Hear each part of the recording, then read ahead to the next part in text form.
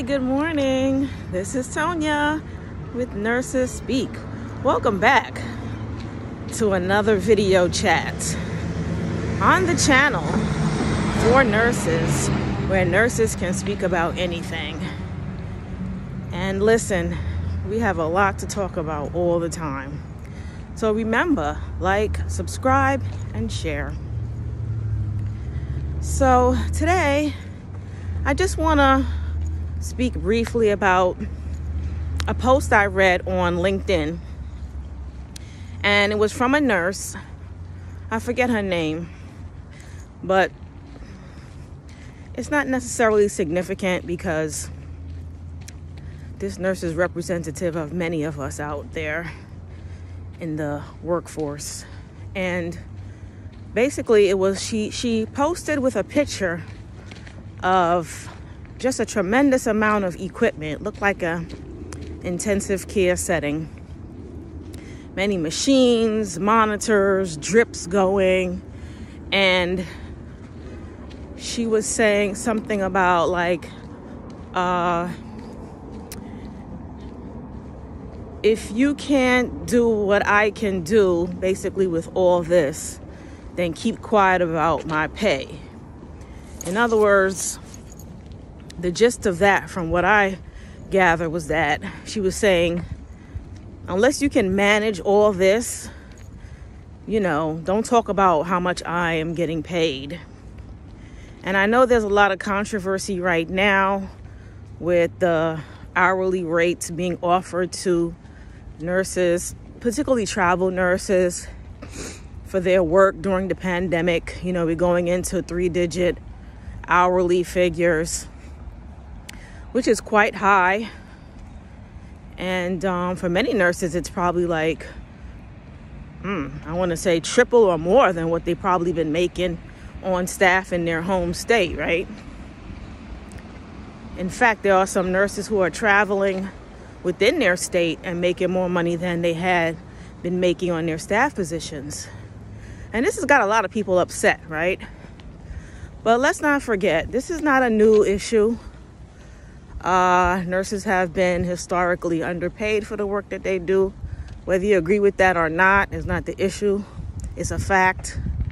I don't think you'll find anybody out there with any knowledge of what nurses do who would disagree with that. But at the same time, getting back to her post, so she itemized line by line all the things she would have to do in terms of titrating drips, monitoring the patient's status, maintaining hemodynamic stability, making sure that all the tests were run, making sure that the medications were properly administered, making sure that orders were picked up, making sure that the patient got the blood, calling the lab, calling the doctor, etc., etc. So these are all the many things that goes into a basic shift of a nurse in intensive care. And it can be overwhelming for one patient, but imagine having multiple like that, okay? We're talking life and death scenarios. And not for nothing, not too many people complain about the 6-figure incomes and oftentimes 7-figure incomes that doctors are making. And I'm only speaking about this country, okay? The United States. I don't know what salaries are like in other places, so I can't really speak to that. But, so for this post, this nurse got a significant amount of backlash. And the backlash wasn't hostile, but it came across very condescendingly, some of the comments about her post. Some people indicated, oh, she's just venting. Some others were saying like, well, this is basically what you signed up for. That's to be expected. And some others said, well, all the things that you described that you do, a layperson really wouldn't understand these terms anyway.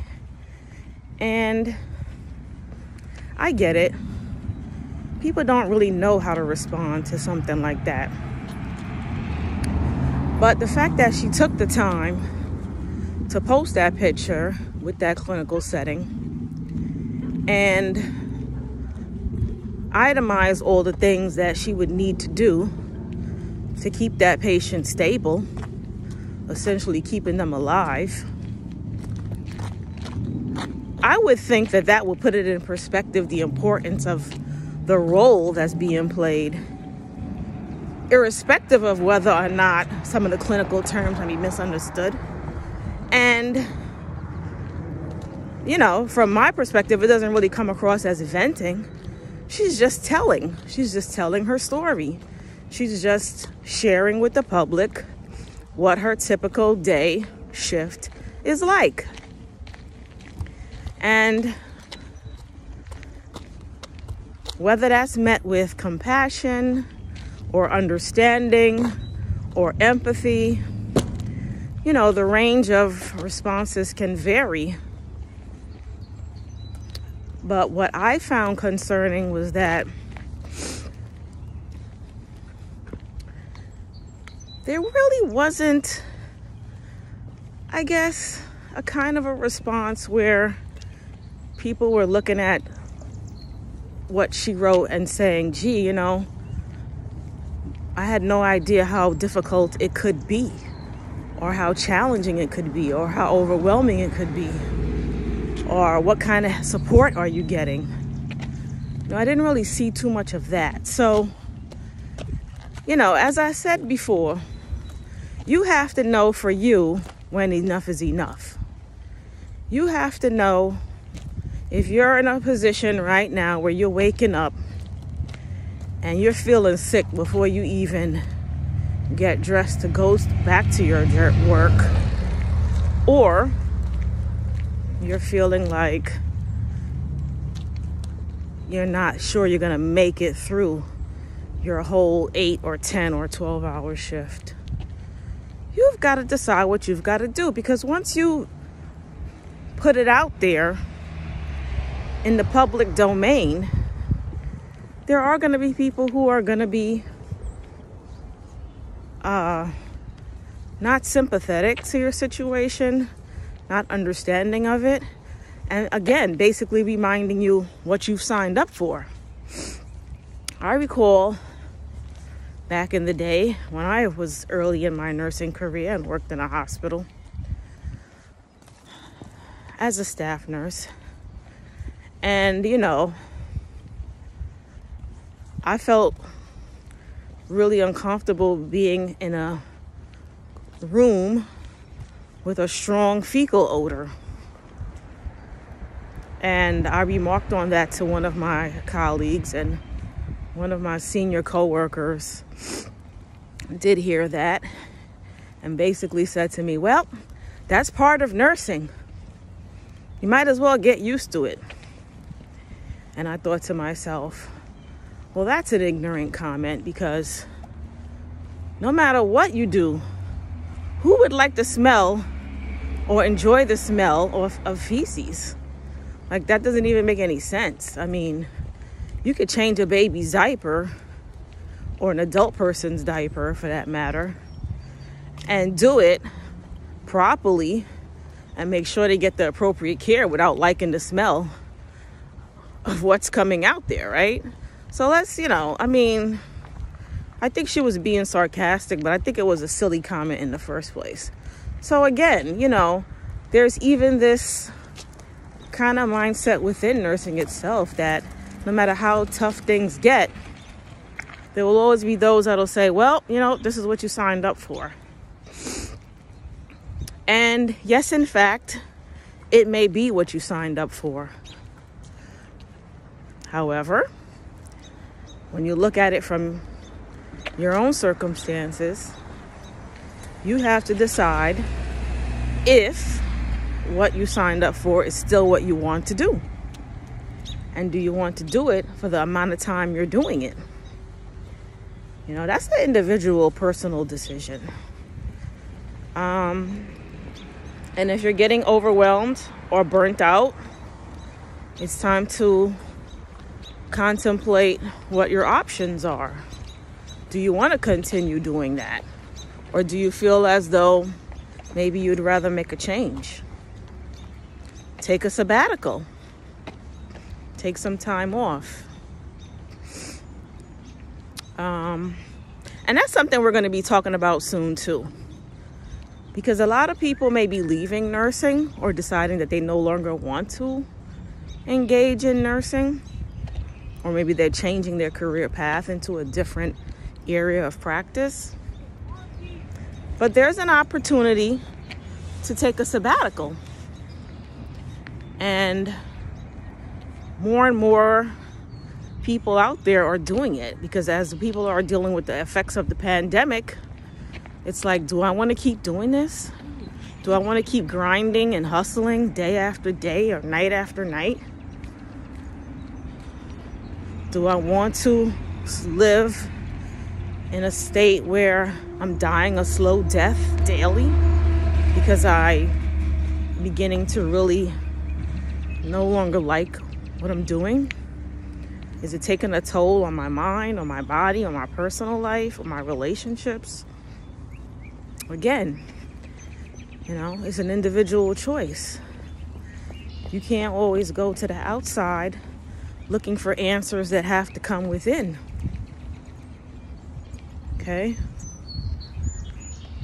Sometimes it's a matter of talking to somebody who can just listen. This is why I advocate, unless you have a trusted friend or a counselor, or therapist, or a mentor, someone to talk to, even a clergy person, you put yourself out there in the public domain. I don't know what you're looking for. What are you trying to get back from that? Or is it just a matter of being informative? Right?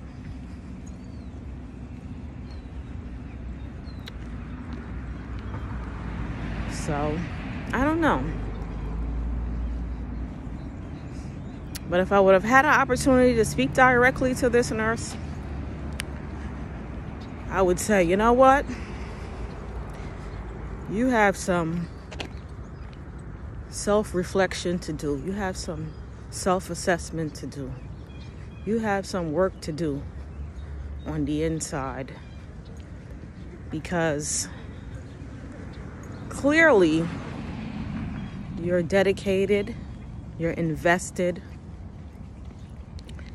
you are committed to doing the hard work that not many people have chosen to do. And I could commend her for that. I could commend all of the nurses that do this every day. But I also want to see these same nurses live a long and healthy life. I still want to see these nurses taking care of themselves and putting themselves first when they need to, and not neglecting their own well-being, their own happiness. So I think that's all I kind of wanted to say right now, because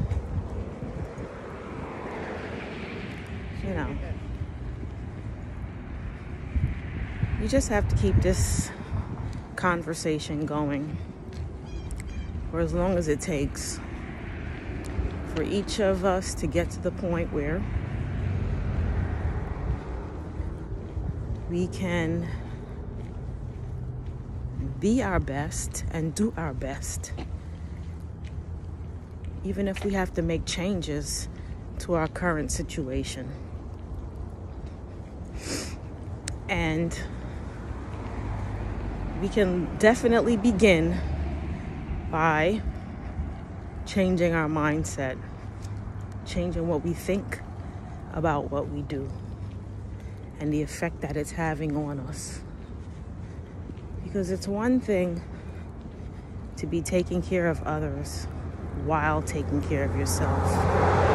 But once you begin to neglect yourself, once you begin to see changes in your own state of being, changes in your body, unexplained symptoms, illnesses. You could be at the cusp of a significant decline, but you can stop it. You have the power within you to stop it, to make a change, to do what's necessary to take care of yourself.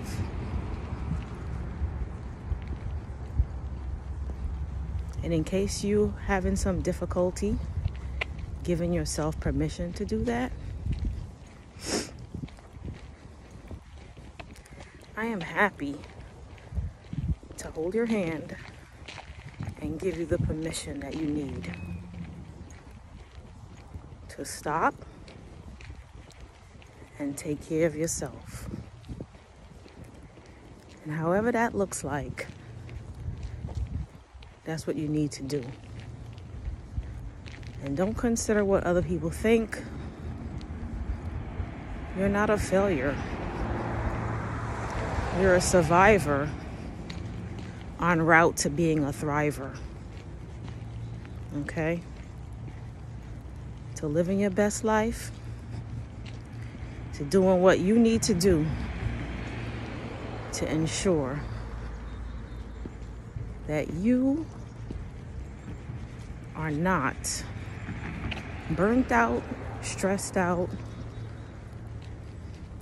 downtrodden, or beaten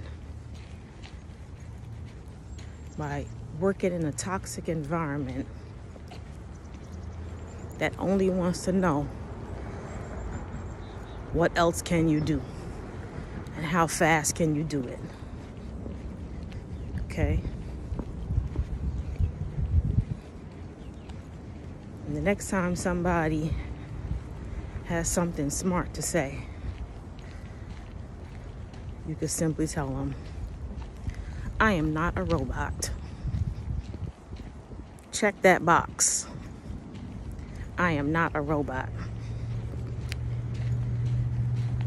Anyway, I'm out here walking again because I've come to the conclusion that this is probably one of the best exercises for me.